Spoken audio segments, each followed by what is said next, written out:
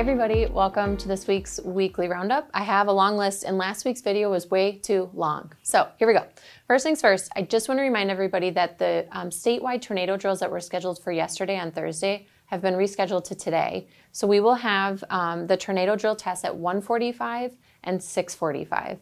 So if you're in any of our city buildings at 1:45, we will be taking you to a shelter area. And if you hear the sirens going off, that is indeed why. A few street updates for you. First of all, I was shown a picture this week of someone who got caught on our construction area, and we never want that to happen. So just as a reminder, if you see caution tape, please don't try to drive through it. We are doing our best to keep the roads all across the city open as best we can to through traffic, and through traffic is both to residences and to businesses. But when you see caution tape or you see barriers or you see a flat out do not enter, please trust us on those items. We want to keep you safe and we want to keep our work sites moving effectively as well. So with that, 4th Street, the water main is pretty much done. Our contractor's done an excellent job of getting through that area. So concrete is coming next. I know they did a little bit of concrete yesterday, a little bit today. So we'll be pouring concrete next week. So we will have some bona fide closures because we'll have wet concrete. So in particular, pay attention to those next week. Also next week on 4th Street, we will be doing ramps, which are also concrete. So as a reminder, because this is a federally funded project, we do, and we would want to anyway, ensure that our ramps are ADA compliant. So we will be repouring those. Those will have wet concrete as well. So please make sure that you keep an eye out for those spaces and keep an eye out for our employees and our contractors working in the roadway as well. On the South Washington Street project, there's installed water main on South Washington, from South Washington Street to West Milwaukee Street and to West Madison Street. They're currently installing new water main on West Madison Street from South Water to South Church, and they're anticipating the installation of new water main on South Washington from West Madison to Emmett by the end of the day on Friday, April 21st. So to me, that means we're going to still be doing water main work in that area until next Friday, April 21st. And then from there, I know that project is doing a great job of using the gravel right on, or turning into gravel right on site so we can get that road open as well. We will be doing crack filling. That work is scheduled to start next Monday. It was supposed to start this week, but obviously the temperature and the weather wasn't the best this week, so it was delayed to next week. So you will see a variety of roads getting some crack filling completed. We had 2 exciting ribbon cuttings as well, a ribbon cutting and a tour. So I had the pleasure of being at a ribbon cutting at Watertown Regional Medical Center for a new cath lab that they have. And it's really important for us as residents and people in the surrounding area to know that our hospital is investing in this community, investing in our health and the care that we receive. To have a cath lab of that caliber and to have the doctors and nurses and technicians and staff that assist of that caliber at our community hospital is incredible. And I think it's important for people to realize that we have a level of care here that not every community gets. And I'm incredibly thankful for the investment of WRMC in order to have that care here available in Watertown. We also had an open house at Madison College, which was for an expansion of a nursing area and an EMT area. It is incredible. If you've ever been interested in nursing or the medical field or becoming a paramedic or an EMT, please make arrangements to stop by and check out everything that they have. Because of these expansions at the campus, in the fall of this year, we will be starting EMT basic courses, which is so important to the entire state, but obviously in particular here for us. We have a staffing crisis in police and fire and in EMS.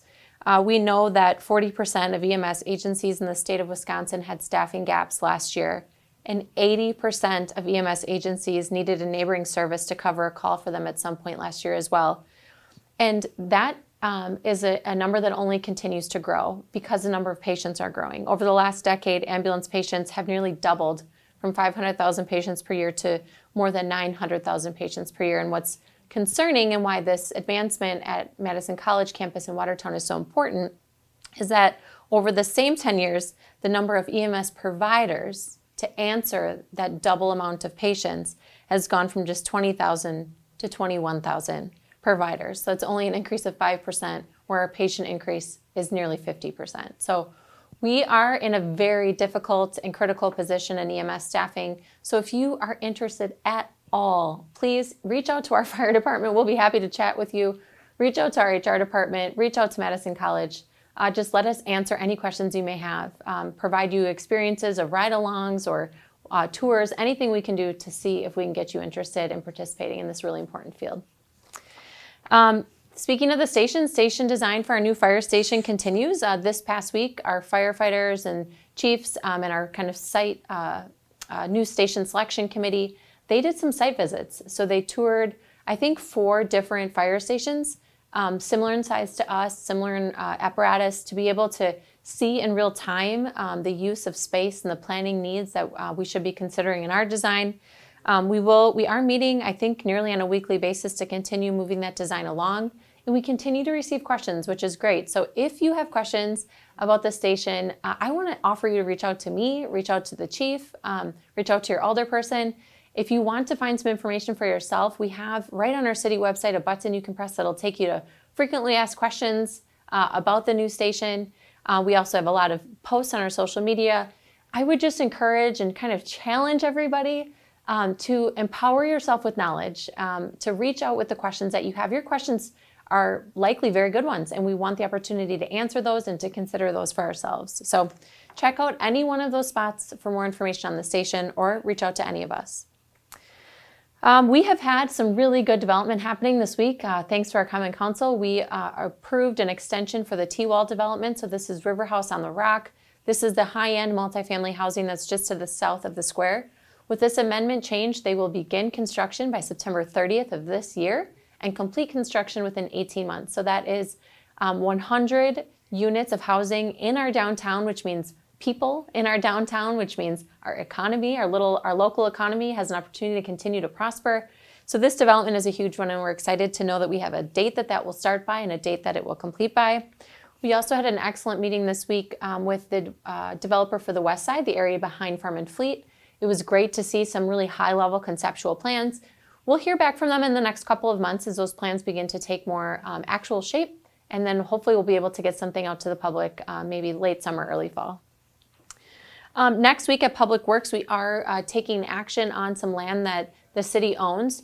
It's just more of a housekeeping item to move the land to the correct fund so that we can market that land for development. So we have about 40 or 50 acres of city-owned land that we will be then able to more efficiently market for a couple of different types of development.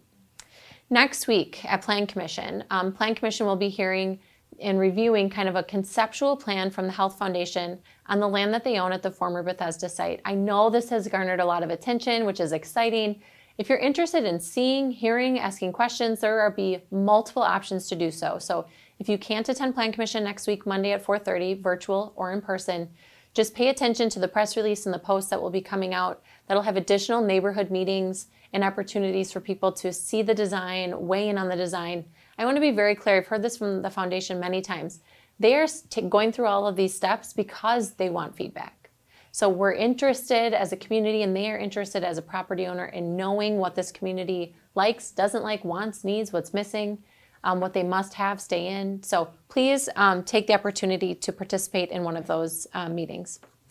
The Main Street Task Force also meets next week, and believe it or not, we will be making decisions on the 2028 reconstruction of Main Street project. So we have a list of items that we have to start making choices on. So if you want input on those, I'd encourage you to attend. Again, that's both virtual and in person as well. On the recreation front, we have a fun new event that I was excited to see. It's called Bright Light Neon Night. It's for 3K through 5th grade. They will be having dinner, music, dancing, face painting, neon crafts, and other light up fun. I'm excited to see some new offerings for everybody, so check that one out. We do have Pound and Zumba. The Senior Care Fair is really shaping up. We have over 30 vendors ranging from health and safety and wellness to life planning, financial assistance, realty, senior benefits. There's a lot of vendors participating in that, so check out their page for more information.